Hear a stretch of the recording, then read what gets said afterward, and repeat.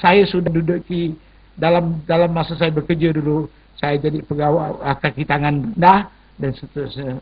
Bukan terus jadi leader, saya daripada bawah. Dan saya belajar pun masa saya bekerja. Saya mendapat ijazah pertama, kedua, ketiga dan masa saya bekerja. So, semua orang pun boleh buat itu. Jadi tuan-tuan dan puan-puan, dalam struktur organisasi, bentuk interaksi, koordinasi, itu tinggi sangat bahasa tu. Yang mudahnya, apabila kita bekerja, kita mesti adalah boleh berkomunikasi, boleh bercakap, boleh berinteraksi dan boleh bergabung. Barulah kita betul. Sentiasa peka dengan keadaan semasa dalam kumpulan untuk mencapai matlamat yang sama. Everybody, setiap orang ada objektif yang sama. Macam kita dalam keluarga lah. Kalau suami cakap lain, isteri cakap lain, anak-anak pun pening kepala. Mana satu nak ikut? Mak kan nak ikut abah ni. So, bila dia itu kita confuse. Atau dalam bahasa Melayu dia, keliru. Macam Ajai dengan Nurul. Keliru lama-lama dia broken. Di sini kita melihat. Kemudian elemen struktur organisasi, bidang tugas. Ini telah saya katakan tadi. Individu dan unit. Kita kena faham. Setiap orang kena faham bidang tugas masing-masing. Jangan kata saya tak faham. Bila kata saya tak faham, kata orang putih, saya ingat bos saya orang putih, you are bloody fool. Kata dia. Tapi minta maaf saya guna kata itu, bukan saya kata tuan-tuan begitu. Tapi itu yang dia katakan dengan saya. So, dia kata penetapan kedudukan individu dalam unit. Kita kena tahu hierarki setiap orang. Apa penetapan kedudukan individu itu? Kita tahu apa fungsi masing-masing. Sebab itu dalam kerja dia kata ada dash file. File measure. Dan kedudukan bilangan di bawah seorang ketua. Kata sajanya model, berapa orang dia? Kalau tanya orang dia berapa, dia tak tahu. Jawabnya, saya tak tahu apa nak cakap lah.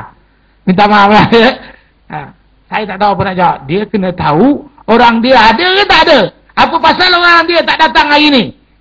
Dia ponting ke? Dia cuti ke? Atau dia pergi mana? Kita kena tahu. Sebagai ketua, kita kena tahu bilangan orang di bawah kita. Kalau kita tak tahu, macam anak kita lah, orang anak ramai, dia pun tak tahu anak dia tak balik. Itu yang pasal pukul 2 pagi ada dekat jalan hang tua lagi. Anak perempuan, anak dara berumur belasan tahun ada di jalan hang tua pukul 2 pagi. Kadang-kadang saya selalu, malam-malam saya melihat, kerana saya kena buat laporan juga. Saya ada tugas saya yang lain. Dari segi sosial, saya kena melihat bagaimana perkembangan generasi yang ada sekarang. Ini dia. Kita tak sedar. Pasal dah terlalu ramai, dia pun tak sedar anak dia mana satu tak balik. Lebih-lebih lagi, dia ada banyak cawangan.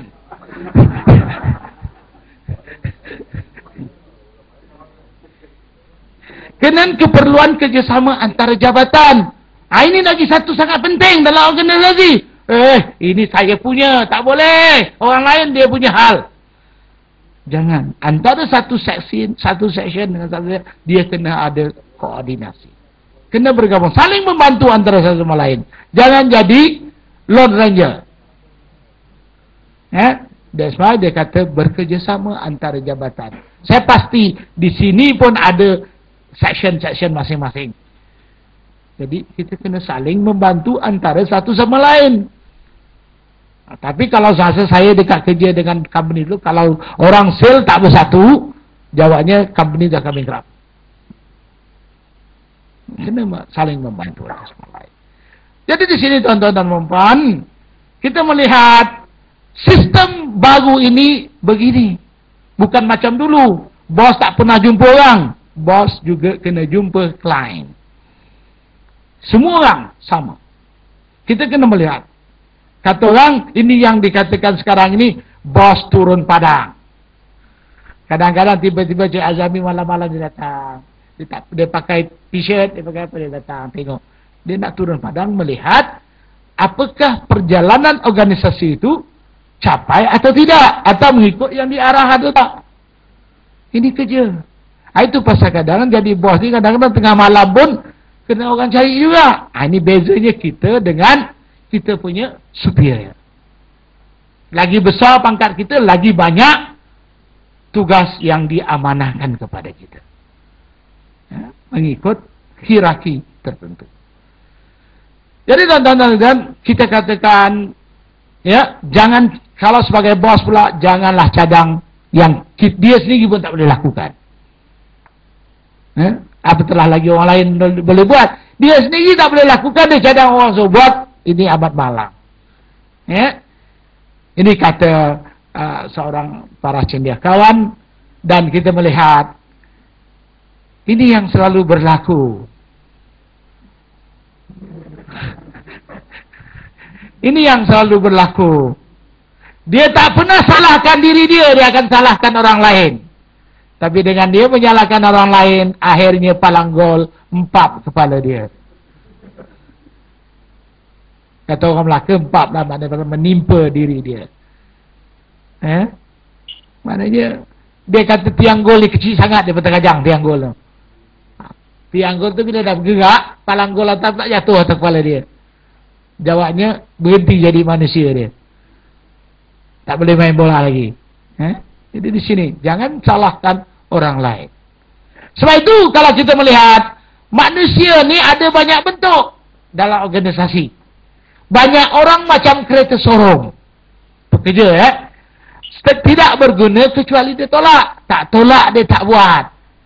Kau pergi dia. Gila dia. Dia tak buat. Bos tak ada. Kita duduk balik lah. Sekarang boleh buat. Ya, jadi macam kereta sorong. Kalau tak ditolak, dia tak bergerak. Setengah orang macam layang-layang. Kalau tak dikawal, dia mengewang ke sana ke sini. Kena kawal sentiasa nak kita. Kau pergi mana ni? Kau pergi mana ni? Pening pula sajanya malu dia nak mikirkan orang dia pergi ke mana. So, ada yang macam belon. Wah, dia suka tengok belagak macam ni. Tapi dia lupa yang dia ni siapa, tak tahu. Ya? Jadi, mudah disebar dan dia mudah pecah. Ya? Jadi, ada pula yang macam trailer. Mesti ditarik. Meh kerja ni. Tolong. Ya? Ada yang macam, ini paling bahaya. Macam anak kucing. Mengada-ngada dan suka dibelai. Anak kucing, dia mengiau, tuan dia balik, dia melencet, tuan dia. Rupa-rupanya lepas kerja atas katil. Tak ada selonggok. Ini selalu berlaku dalam organisasi. Dia meneberos datang, kalau boleh, ini saya ingat dekat estate dulu.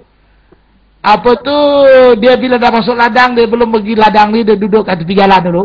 Bila dia dengar oleh robo manager lalu je, dia pun balik motor dia terjun dalam rumput yang basah-basah pun pagi tu, dia pun basah-basah kat sebelah dia. Tunjukkan dia dah kerja. Ini berlaku. Ini anak kucing. Ya. Ada yang macam jam dinding. Ini bagus. Ya, mana dia bekerja mengikut aturan, mengikut apa yang diarahkan, mengikut masa yang ditetapkan. Jadilah seperti jam dinding. Jadi tuan-tuan kita lupakan cerita Daniel. So dalam kerja ni ada gelagat, dalam organisasi ni ada pula gelagat-gelagat tertentu atau behavior ya dalam organisasi. Kita melihat dalam organisasi, gelagat organisasi atau sikap dan perilaku individu dan kumpulan dalam sesebuah organisasi, di mana disiplin organisasi melibatkan pembelajaran sistematik dan sikap berlaku untuk memastikan keberkesanan. Mana dia ada kaedah-kaedah tertentu. Dan sebagai ketua, kena peka dengan keadaan-keadaan ini. Ya, ini dikatakan gelagat organisasi dan akhirnya kita hendakkan perubahan. Kita kena faham. Kita dekat rumah pun anak kita tak sama dia punya gelagat dia. Sebab sebagai pemimpin kita tak boleh lakukan adil 100%. Seorang bapa, dia rasa dia cukup adil. Ada anak 3 orang, dia kata saya beli rumah 3 biji. Kata anak